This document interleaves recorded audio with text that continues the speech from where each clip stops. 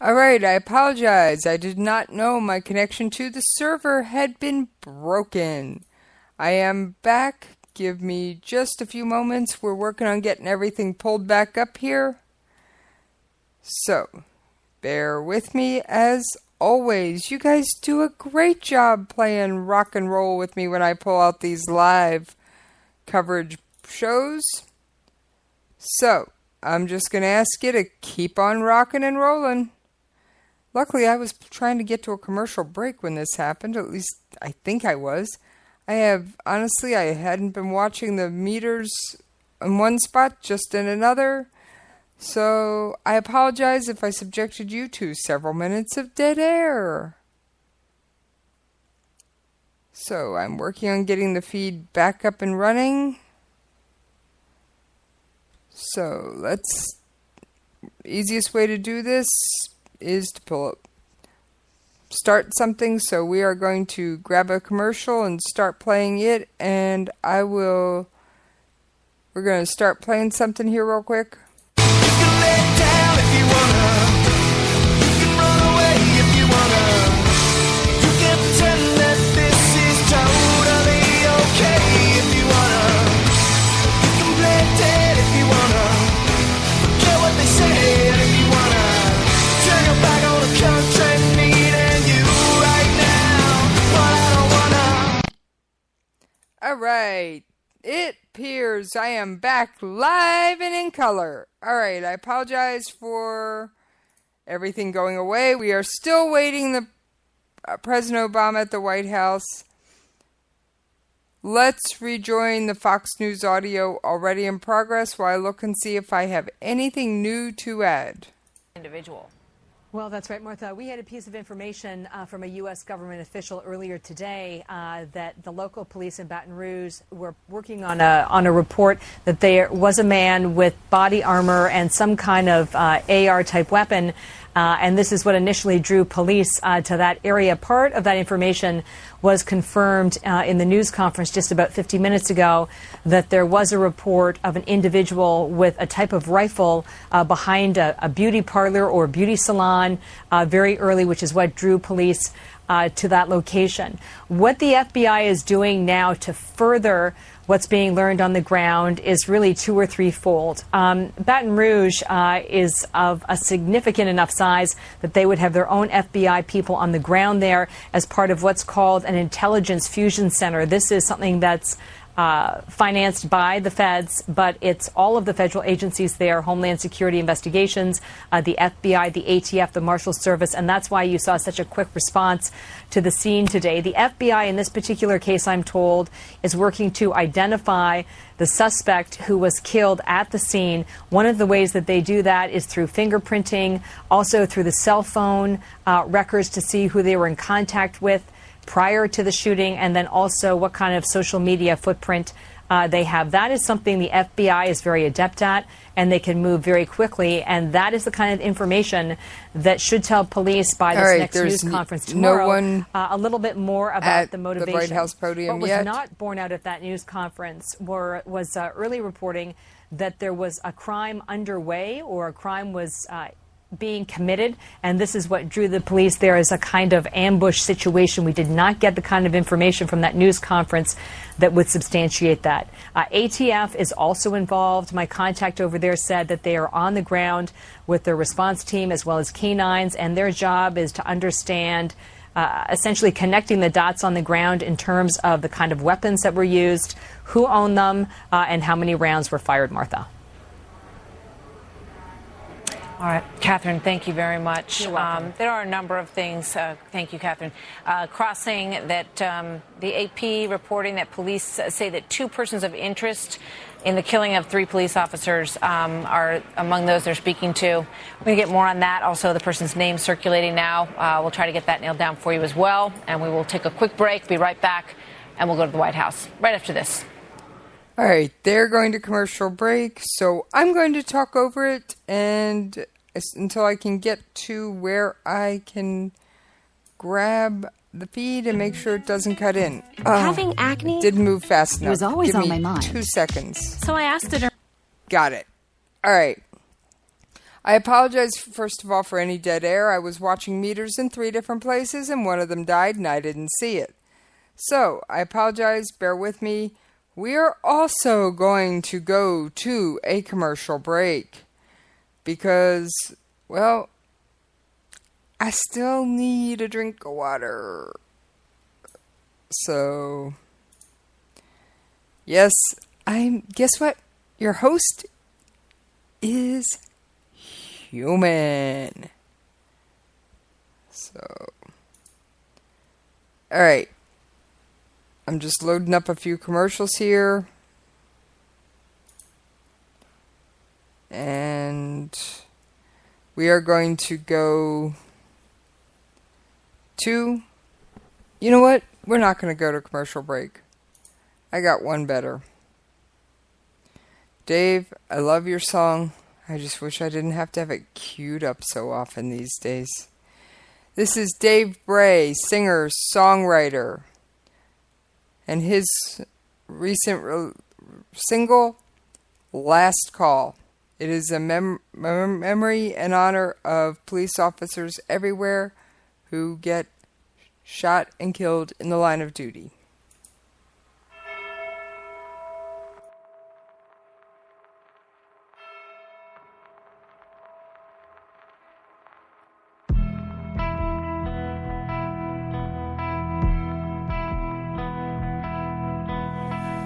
Man down, I'm bleeding out.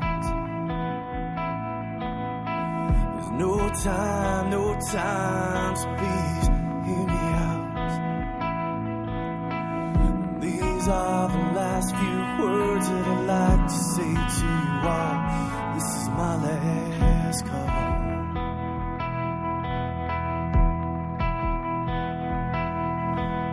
Tell my wife I love her and that I won't be home tonight. Thank her for those long, hard years that we tried to get it right. And tell her I'll be waiting after she makes it through it all. This is my last call. But ask her to forgive me.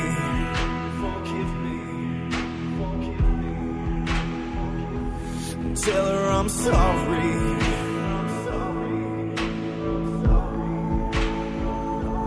That I can't be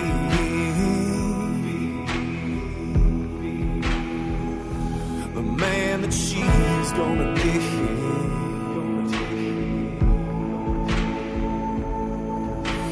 Tell her I'll be waiting where the winter meets the fall. This is my last call.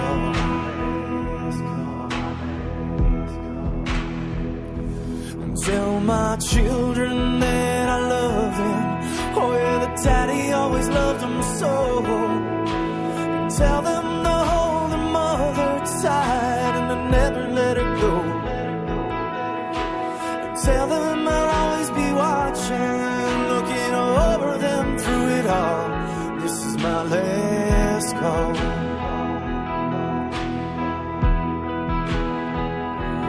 Tell him to fight for me.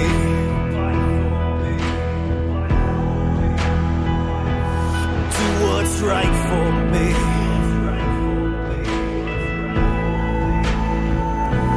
Choose the light for me.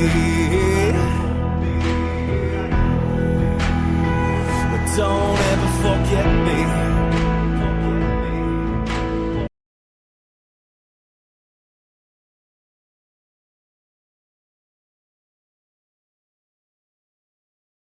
Alright, it looks as if someone is approaching the White House podium.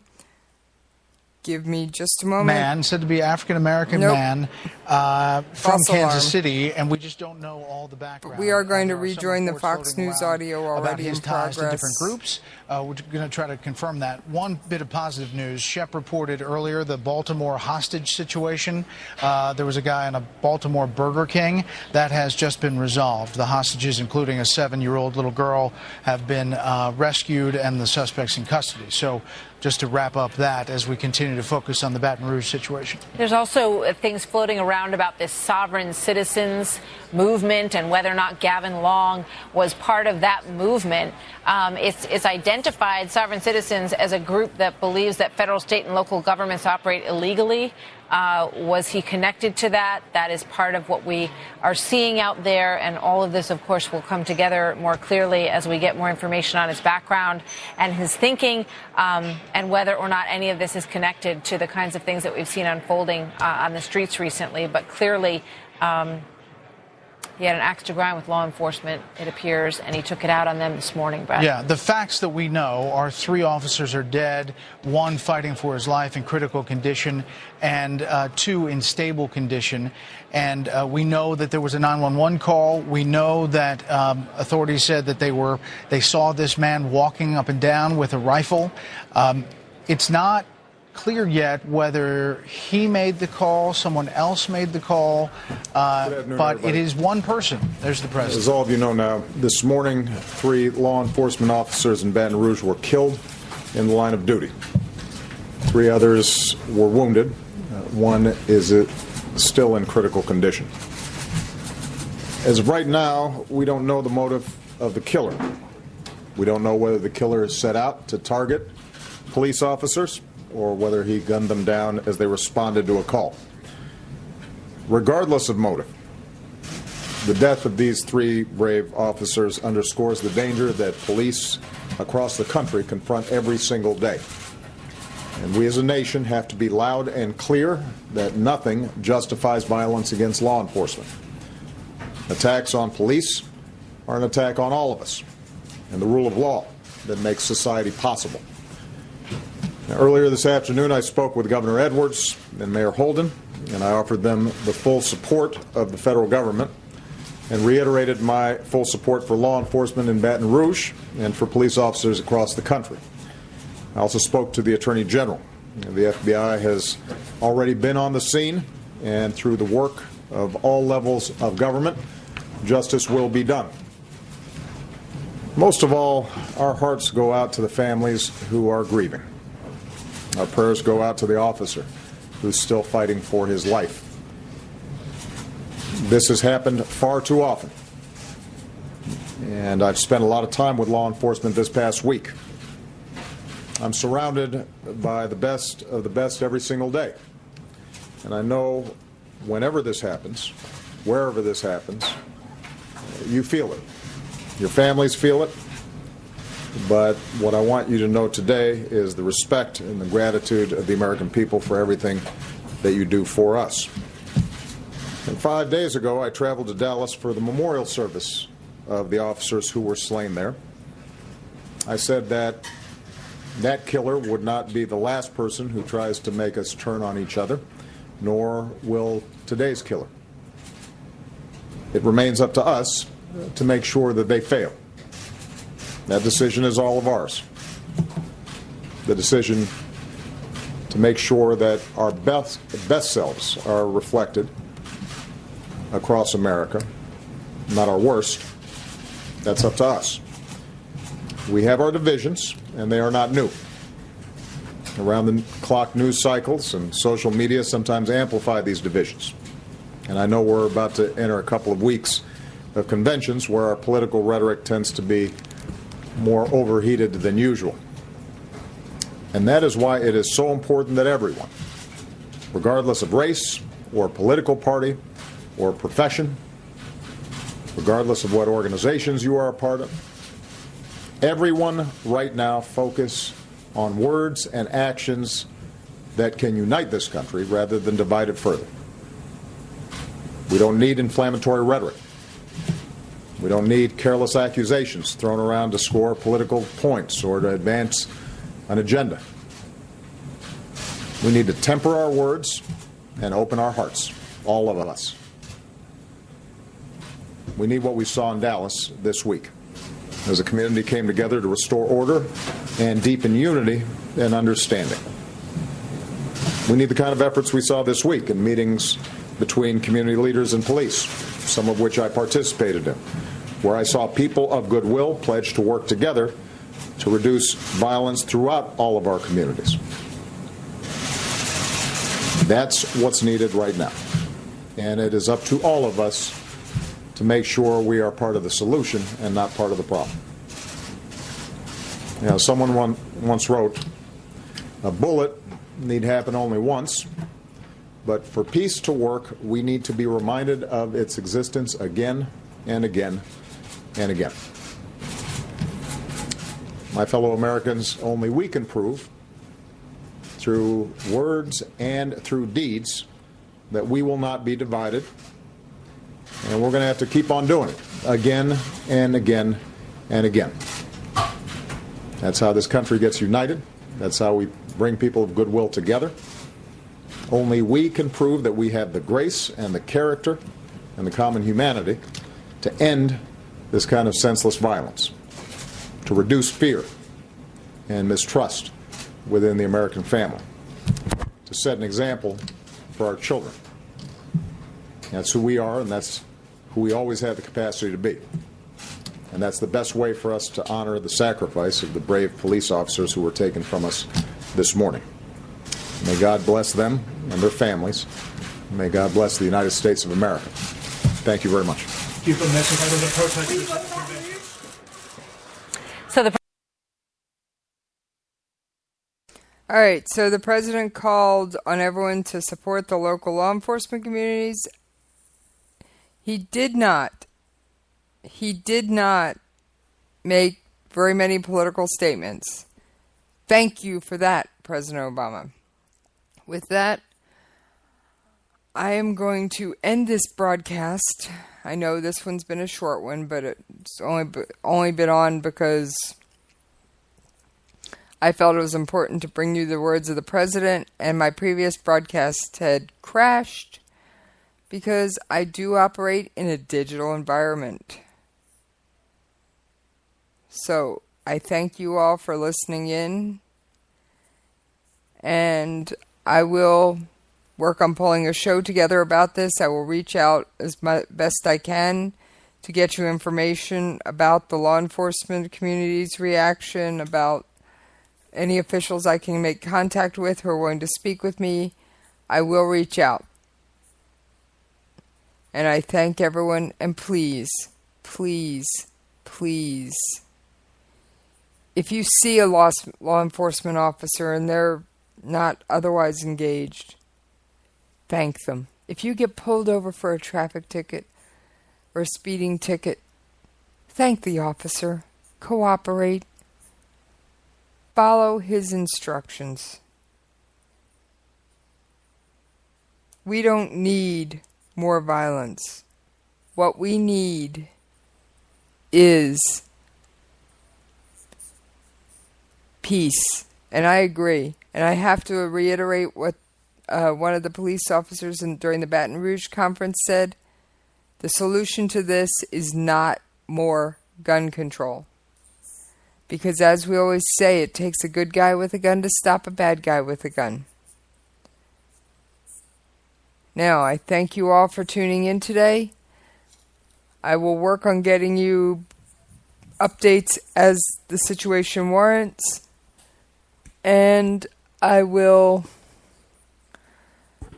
work on getting Jessie's Coffee Shop and any other shows that we normally air at this time. I have no clue what the schedule is off the top of my head.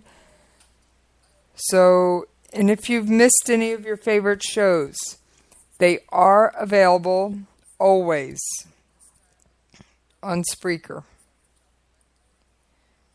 So you can always find them there, even when we cut into the server. Alright, I thank you. And please pray for the police. Reach out. Thank a police officer. And stay safe, America, and have an outstanding day.